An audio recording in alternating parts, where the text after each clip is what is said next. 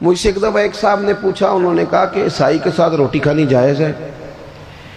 میں نے کہا یہ مسئلہ غریب عیسائیوں کے بارے میں پوچھتے ہو، اس کے ساتھ بھی ناجائز ہے، لیکن عیسائی اگر امریکہ کا صدر ہو تو اس کے ساتھ بھی ناجائز ہے۔ اگر آپ نے اس لیے کہ وہ مشرک ہے، ناپاک ہے، نجس ہے، اس سے آپ نے پرہیز کرنی ہے، تو پھر اس وقت بھی مسئلے پوچھا کرو جب وزیر اعظم ہاؤس میں دعوت ہوتی ہے اور کئی مشیر مولوی بھی بیٹھے ہوتے ہیں بیچ میں، کئی منسٹر مولوی، اس وقت کبھی نہیں کسی نے مسئلہ پوچھا؟ کیا دین کا فتویٰ اس لیے ہے کہ غریب ہو تو فتویٰ اور ہے، امیر ہو جی اس کے بارے میں اللہ سبحانہ وتعالی کا جو فرمان مقدسہ ہے، یا ایھا الذین آمنوا لا تتخذوا الیہود والنصارى اولیاء، کہ ایمان والو یہود اور نصارہ کو اپنا دوست مت بناؤ، لا تتخذوا الیہود والنصارى اولیاء، ان کو اپنا دوست مت بناؤ۔ یہ اللہ سبحانہ وتعالی کا واضح حکم ہے، فرمان ہے۔ ہاں عام معاملات میں بعض اوقات کرسچین اگر کولیگ ہیں یا ساتھ پڑھتے ہیں،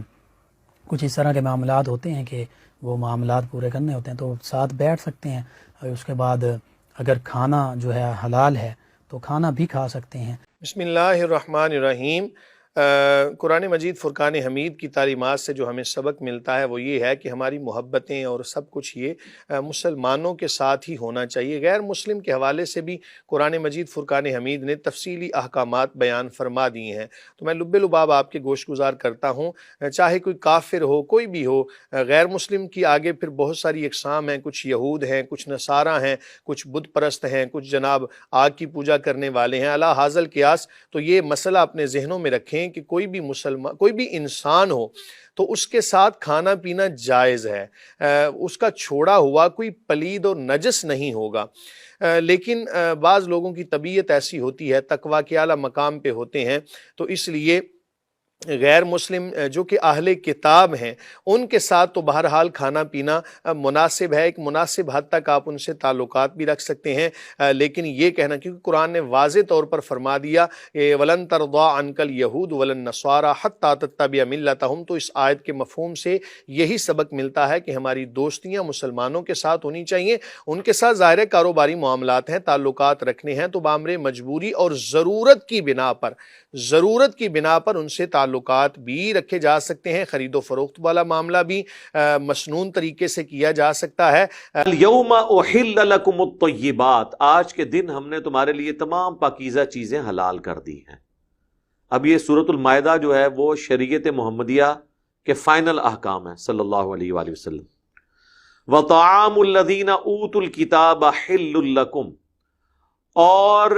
اہل کتاب کا کھانا بھی تمہارے لیے حلال کر دیا، یعنی اہل کتاب اگر حلال کھانا لے آئیں تو اس چکر میں نہیں پڑنا کہ ان کے برتنوں میں ہے اور یہ ہے وہ حلال ہے، اور اگر جانور بھی لے آئے ہیں اور اللہ کے نام پہ انہوں نے ذبح کیا وہ بھی حلال ہے۔ تو جانور کا ذبیحہ اگر غیر مسلم بھی کرے تو وہ حلال تصور کیا جائے گا۔ مولانا آگے سوال ہے کہ کہتے ہیں کہ عیسائی کا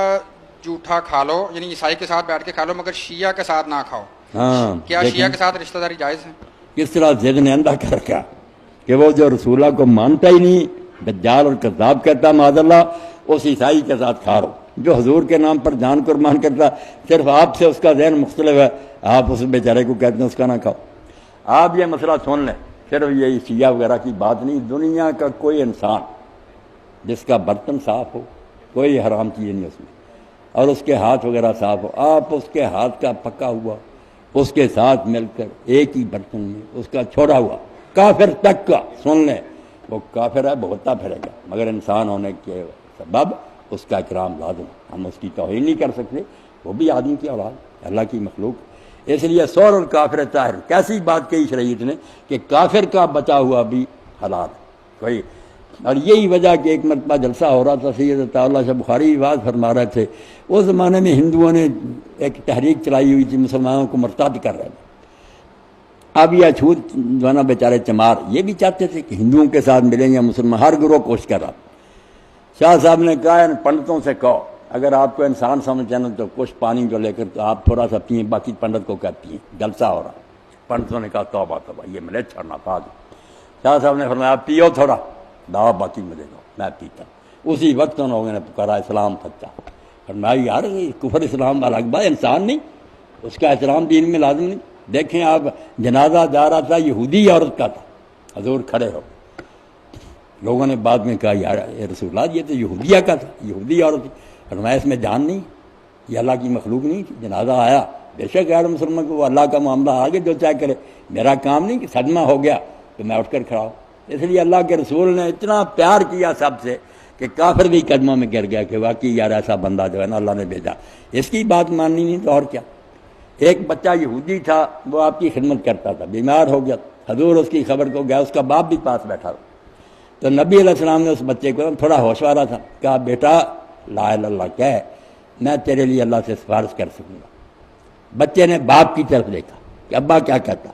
ابے کو عقل تھی، قرآن تو کہتا، جانتے تھے کہ رسول اللہ مانتے نہیں تھا، وہ ضد تھی۔ اس نے کہا کہ جو ابو القاسم کہہ رہے ہیں بیٹا مان، جو حضور کہہ رہے مان۔ بچے نے کلمہ پڑھا اور اسی وقت جان دی۔ تو حضور نے فرمایا کہ اس اللہ کا شکر ہے جس نے ایک بندے کو دوزخ سے بچانے کے لیے مجھے اس کے پاس بھیج دیا، میں خبر کے لیے آیا تو یہ کافر ہونے سے بچ گیا، اس لیے حضور اس کافر کی خبر کے لیے بھی گئے۔ مسلمانوں نے آپ ہی باتیں کر لی کہ اس سے نفرت کرو، اس سے نفرت کرو، بھائی وہ اگر دوزخ جا رہے ہیں تو اس میں ہو سکتا ہمارا بھی حصہ، ہم نے ان سے پیار نہیں کیا، ان کو اپنے گھروں میں بیچاروں کے نہیں بلایا۔ عیسائی اگر عورت کے ہاتھ میں کام کرتی ہے، برتن کو ہاتھ نہ لگانا، فلانا کرنا، کرنے والی بات نہیں، کوئی اچھا سلوک کرتے شاید ان میں سے کتنا کلمہ پڑھ جاتے۔